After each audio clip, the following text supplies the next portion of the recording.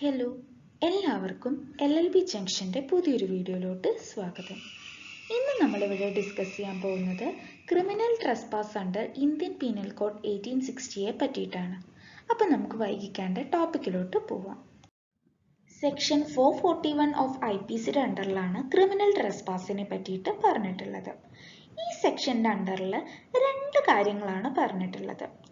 ആദ്യത്തെ കാര്യം എന്താണെന്ന് പറഞ്ഞാൽ, ഏതെങ്കിലും ഒരു വ്യക്തി കൈവശം വെച്ചിട്ടുള്ള പ്രോപ്പർട്ടിയിലേക്ക് വേറൊരു വ്യക്തി കയറി ചെല്ലുകയാണ്, അതല്ലെങ്കിൽ എൻ്റർ ചെയ്യുകയാണ്. ഈ എൻ്റർ ചെയ്യുന്നത് എന്തിനു വേണ്ടിയിട്ടാണ്?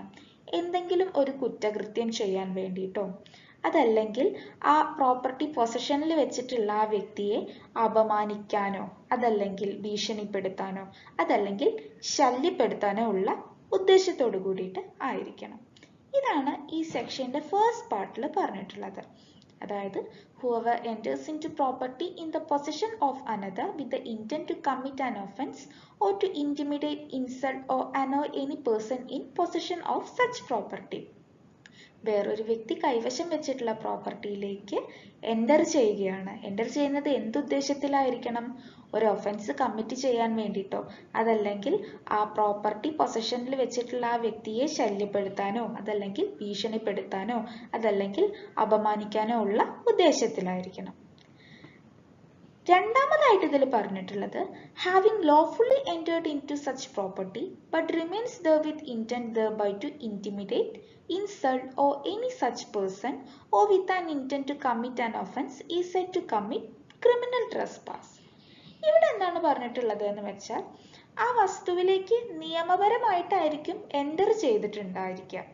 ബട്ട് എൻ്റർ ചെയ്തതിന് ശേഷം അയാളെ ഏതെങ്കിലും രീതിയിലുള്ള അൺലോഫുൾ കാര്യങ്ങൾ ചെയ്യാൻ വേണ്ടിയിട്ട് അവിടെ തുടരുകയാണ് എന്നുണ്ടെങ്കിൽ, അതായത് ആ പ്രോപ്പർട്ടിയിൽ തുടർന്നു പോവുകയാണ് എന്നുണ്ടെങ്കിൽ ആ വ്യക്തി ക്രിമിനൽ ട്രസ്പാസ് കമ്മിറ്റ് ചെയ്തതായിട്ടാണ് കണക്കാക്കുന്നത് എന്നാണ് സെക്ഷൻ 441 IPCയുടെ അണ്ടറിൽ പറഞ്ഞിട്ടുള്ളത്. അതായത് രണ്ടാമത്തെ കാര്യമായിട്ട് എന്താ പറഞ്ഞിട്ടുള്ളത്? പ്രോപ്പർട്ടിയിലേക്ക് നിയമപരമായിട്ട് എൻ്റർ ചെയ്തു, ബട്ട് ഏതെങ്കിലും രീതിയിലുള്ള അൺലോഫുൾ കാര്യങ്ങൾ ചെയ്യാൻ വേണ്ടിയിട്ട് ചെയ്യുക എന്നുള്ള ഉദ്ദേശത്തോടു കൂടിയിട്ട് അയാൾ വീണ്ടും അവിടെ തുടർന്നു പോവുകയാണ്. ഈ അൺലോഫുൾ കാര്യം എന്ന് പറയുന്നത് എന്തൊക്കെയാണ്?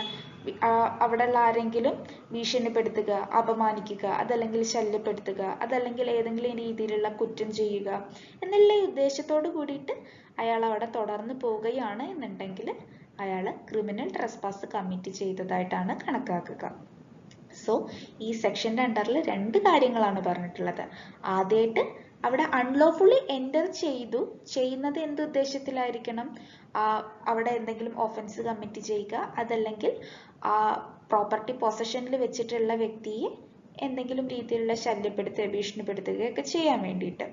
രണ്ടാമതായിട്ട് ലോഫുള്ളി എൻ്റർ ചെയ്തു, ബട്ട് അവിടെ അൺലോഫുൾ കാര്യങ്ങൾ ചെയ്യാൻ വേണ്ടിയിട്ട് അയാൾ തുടർന്നു പോവുകയാണ് എന്നുണ്ടെങ്കിലും, ഈ രണ്ട് കാര്യങ്ങൾ കമ്മിറ്റ് ചെയ്യുകയാണ് എന്നുണ്ടെങ്കിൽ ആ വ്യക്തി ക്രിമിനൽ ട്രസ്പാസ് കമ്മിറ്റ് ചെയ്തതായിട്ടാണ് കണക്കാക്കുക എന്നാണ് സെക്ഷൻ 441 IPCയുടെ അണ്ടറിൽ പറഞ്ഞിട്ടുള്ളത്. ഈ രണ്ടാമത്തെ കാര്യത്തിന്, അതായത് ഈ സെക്ഷൻ്റെ അണ്ടറിൽ പറഞ്ഞിട്ടുള്ള രണ്ടാമത്തെ കാര്യത്തിന് ഒരു എക്സാമ്പിൾ പറയുകയാണെന്നുണ്ടെങ്കിൽ, ഒരു പോസ്റ്റ്മാന് സത്യം പറഞ്ഞാൽ നമ്മുടെ വീട്ടിൽ വന്ന് കത്ത് തരാനുള്ള ആ ഒരു അധികാരമുണ്ട്. അതായത് ഒരു പോസ്റ്റ്മാൻ കത്ത് തരാൻ വേണ്ടിയിട്ട് നമ്മുടെ ഗേറ്റ് തുറന്ന് നമ്മുടെ വീട്ടിൻ്റെ ഉള്ളിലോട്ട് വരികയാണെന്നുണ്ടെങ്കിൽ അത് സത്യം പറഞ്ഞാൽ അയാൾ ലോഫുള്ളിയാണ് എൻ്റർ ചെയ്യുന്നത്. ബട്ട് കത്ത് തന്നു കഴിഞ്ഞ് ആ പ്രൊസീജിയേഴ്സൊക്കെ കഴിഞ്ഞാൽ അയാൾ തിരിച്ചു പോകണം. ബട്ട് കത്ത് തന്ന് തിരിച്ചു പോകുന്നതിന് പകരം അയാൾ എന്ത് ചെയ്തു? അയാൾ നമ്മുടെ റൂമിലേക്ക് അങ്ങ് കയറി വന്നു. അത് അൺലോഫുൾ കാര്യമല്ലേ? സോ ഈ രണ്ടാമത്തെ ഈ സെക്ഷനിൽ പറഞ്ഞിട്ടുള്ള രണ്ടാമത്തെ കാര്യത്തിനുള്ള എക്സാമ്പിൾ ആണ് ഇത്. ഇനി നമ്മളിവിടെ നോക്കാൻ പോകുന്നത് ഇൻഗ്രീഡിയൻസ് ഓഫ് ട്രസ്പാസ് ആണ്. ഫസ്റ്റ് ഇൻഗ്രീഡിയൻ്റ് എന്ന് പറയുന്നത് ആക്ച്വൽ എൻട്രി ആണ്. അതായത് ഈ അക്യൂസ്ഡ് നമ്മുടെ വിക്ടിമിൻ്റെ പ്രോപ്പർട്ടിയിലോട്ട് ആക്ച്വലി എൻ്റർ ചെയ്തിട്ട് ഉണ്ടായിരിക്കണം. അതായത് അവിടെ ഇപ്പോൾ ഒരു ആക്ച്വൽ എൻട്രി ഇല്ലെങ്കിൽ നമുക്ക് ഒരിക്കലും അവിടെ ക്രിമിനൽ ട്രസ്പാസ് എസ്റ്റാബ്ലിഷ് ചെയ്യാൻ പറ്റില്ല. അപ്പോൾ ശരിക്കുള്ള എൻട്രി അവിടെ നടന്നിട്ടുണ്ടായിരിക്കണം. രണ്ടാമതായിട്ട് പറയുന്നത് പ്രോപ്പർട്ടിയാണ്.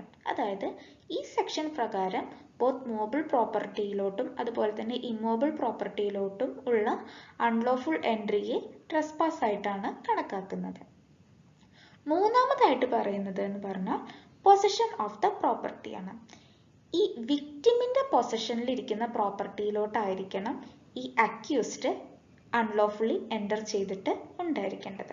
അതായത് ഈ ട്രസ്പാസർ വിക്ടിമിന്റെ കയ്യിലിരിക്കുന്ന പ്രോപ്പർട്ടിയിലോട്ടായിരിക്കണം അൺലോഫുള്ളി എൻ്റർ ചെയ്തിട്ട് ഉണ്ടായിരിക്കേണ്ടത്. ആക്ച്വലി ഈ സെക്ഷൻ എസ്റ്റാബ്ലിഷ് ചെയ്യാൻ വേണ്ടിയിട്ട് ഈ വ്യക്തിക്ക് അതിൻ്റെ കംപ്ലീറ്റ് ഓണർഷിപ്പ് വേണമെന്നില്ല. അതായത് വിക്ടിമിന് ഓണർഷിപ്പ് വേണമെന്ന് നിർബന്ധമില്ല.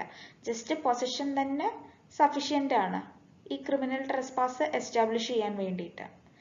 നാലാമതായിട്ട് പറയുന്നത് എന്താണെന്ന് വെച്ചാൽ ഇമ്പോർട്ടൻ്റ് ആയിട്ടുള്ള ഇൻഗ്രീഡിയൻ്റ് ആണ്. അതായത് അവിടെ ഇൻറ്റൻഷൻ വേണം. അതായത് ഈ ട്രസ്പാസർ എന്തിനു വേണ്ടിയിട്ടായിരിക്കണം ട്രസ്പാസ് നടത്തിയിട്ടുണ്ടായിരിക്കേണ്ടത്? അതായത് ഈ പൊസസർക്ക് എന്തെങ്കിലും തരത്തിലുള്ള ഒരു ശല്യം വരുത്തുക എന്നുള്ള ഉദ്ദേശത്തോടു കൂടിയിട്ടോ, അതല്ലെങ്കിൽ ആ വ്യക്തി ഹാം ചെയ്യാൻ വേണ്ടിയിട്ടോ, അതല്ലെങ്കിൽ ഇൻസൾട്ട് ചെയ്യാൻ വേണ്ടിയിട്ടോ, അതല്ലെങ്കിൽ ഏതെങ്കിലും രീതിയിലുള്ള ഒരു ഒഫൻസ് കമ്മിറ്റ് ചെയ്യാൻ വേണ്ടിയിട്ടോ ആയിരിക്കണം. സോ ഈ 4 ഇൻഗ്രീഡിയൻസും പ്രസന്റ് ആണെന്നുണ്ടെങ്കിൽ അവിടെ ഈ വ്യക്തി, അതായത് ഈ ട്രസ്പാസർ ഈ ക്രിമിനൽ ട്രസ്പാസ് കമ്മിറ്റ് ചെയ്തതായിട്ടാണ് കണക്കാക്കുന്നത്. സോ ആക്ച്വൽ എൻട്രി വേണം, അതുപോലെ തന്നെ പ്രോപ്പർട്ടി, പിന്നെ പറയുന്നത് എന്താണെന്ന് വെച്ചാൽ പൊസഷൻ ഓഫ് ദ പ്രോപ്പർട്ടി, നാലാമതായിട്ട് ഇന്റൻഷൻ.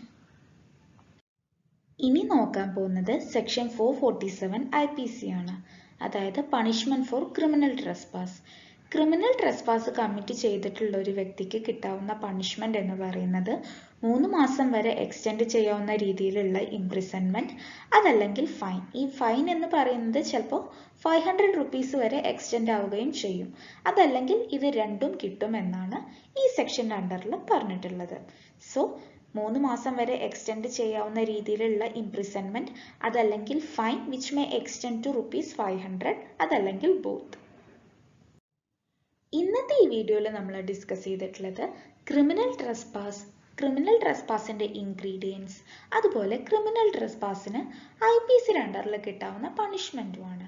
ഇന്നത്തെ ഈ വീഡിയോ നിങ്ങൾക്ക് ഹെൽപ്ഫുൾ ആയി തോന്നിയെങ്കിൽ വീഡിയോ ലൈക്ക് ചെയ്യാനും ഷെയർ ചെയ്യാനും മറക്കരുത്. അതുപോലെ ചാനൽ ഇതുവരെ സബ്സ്ക്രൈബ് ചെയ്യാത്തവർ ചാനൽ സബ്സ്ക്രൈബ് ചെയ്യാനും മറക്കരുത്. ഏതെങ്കിലും ഒരു പെർട്ടിക്കുലർ ടോപ്പിക് നമ്മുടെ ഈ ചാനൽ വഴി ഡിസ്കസ് ചെയ്യണമെന്നുണ്ടെങ്കിൽ അതെന്നെ കമന്റ് ബോക്സ് വഴി അറിയിക്കാവുന്നതാണ്. So, thank you for watching the video.